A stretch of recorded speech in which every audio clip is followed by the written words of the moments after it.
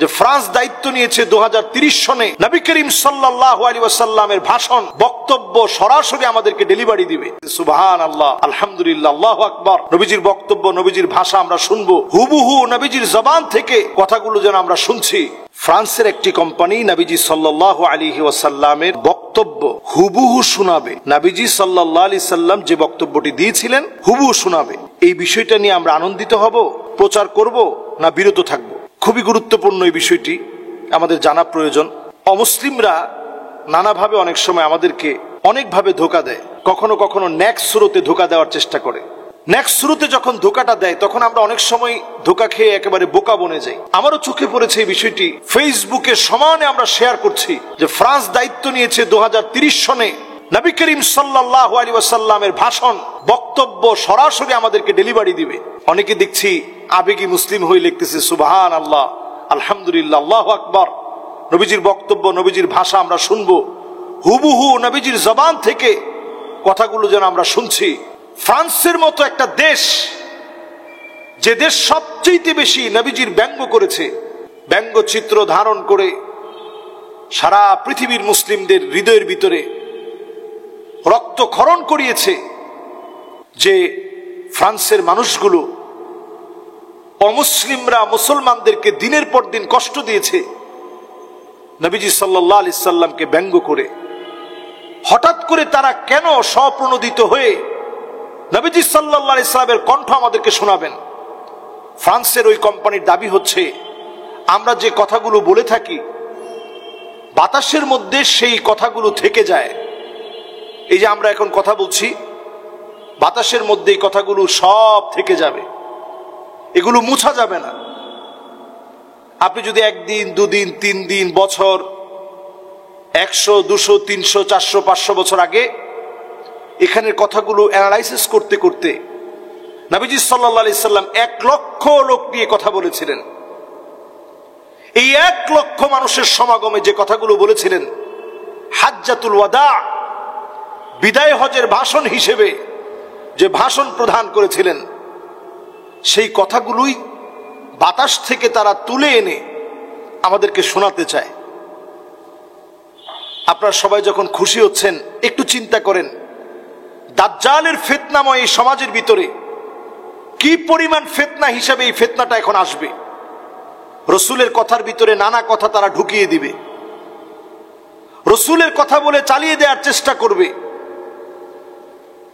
এরপরে এই কণ্ঠকে ব্যবহার করেই বিভিন্ন জায়গায় গিয়ে দাবি করবে যে রসুল এই জায়গায় এই কথাগুলো বলছেন, অথচ যে কথাগুলো রসুল করিম সাল্লাল্লাহু আলাইহি সাল্লাম বলেননি। এখন আমি যদি এই বিষয়ে আবেগী হয়ে যাই, ওমান কাযাবা আলাইয়া মুতাআম্মিদান ফালিয়াতাবাওয়া মাকআদাহু ফিন্নার, যেই লোকটা নবী করিম সাল্লাল্লাহু আলাইহি সাল্লামের ব্যাপারে এমন কথা বলবে যে কথা আমার রসুল বলেন নাই, সে যেন তার জায়গাটা জাহান্নামে করে নেয়। মাআযাল্লাহ। এই জন্য আল্লাহর কাছে পানাহ চাইতে শিখেন। কিছু একটা শুনলেই যাচাই বাছাই করা ছাড়া ওই সংবাদ প্রচার করা, এটা মিথ্যুকদের কাজ। কাফা বিল মারই কাযিবান আই ইউহাদ্দিসা বিকুল্লি মা সামিআ, যা শুনবেন তাই প্রচার করবেন না, আগে যাচাই বাছাই করেন। সারা ওয়ার্ল্ডই দেখছে এখন এই ভিডিওটা নিয়ে খুব তোলপাড় করতেছে যে আমাদের রসুলের কণ্ঠ শুনবো। একটু চিন্তা করে দেখেন, প্রযুক্তির দিক থেকে সবচেয়ে যারা এগিয়ে তারা হচ্ছে ইহুদিরা। তাহলে কেন তারা মুসা আলাইহিস সালামের কণ্ঠটা বের করে নাই? কেন তারা হারুন আলাইহিস সালামের কণ্ঠ বের করে নাই? ইয়াকুব আলাইহিস সালামের কণ্ঠ কেন তারা বের করে নাই? দাউদ আলাইহিস সালামের কণ্ঠ কেন তারা বের করে নাই? এমনকি খ্রিস্টানরা কেন ঈসা আলাইহিস সালামের কণ্ঠ বের করছে না? সব বাদ দিয়ে হঠাৎ করে তারা রাসূল করিম সাল্লাল্লাহু আলাইহি সাল্লামের কণ্ঠ বের করবে।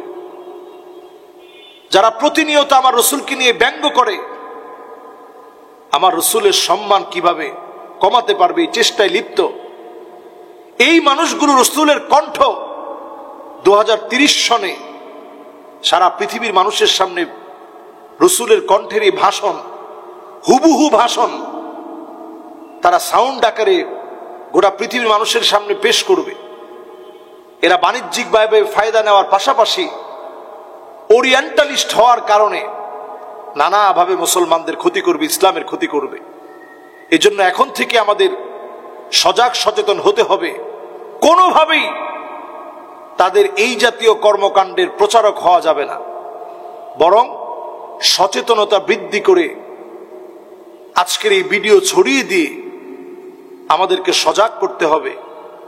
কোনোভাবেই তারা মুসলমানদের বন্ধু হতে পারে না, তারা আমাদের পক্ষে কোনো কাজ করবে না। এই জাতীয় ভিডিওর সাথে আমাদের ইসলামের কোনো সম্পর্ক নাই। এগুলো আমাদের জন্য নয়, বরং তারা এই ফিতনা, দাজ্জালের ফিতনা দিয়ে আমাদেরকে ধ্বংস করার চেষ্টা করবে। আল্লাহ আমাদেরকে বোঝার তৌফিক দান করুক। আসসালামু আলাইকুম ওয়া রাহমাতুল্লাহি ওয়া বারাকাতুহু। আলোর পথে 24 ঘন্টা শুধু ইসলাম প্রচার।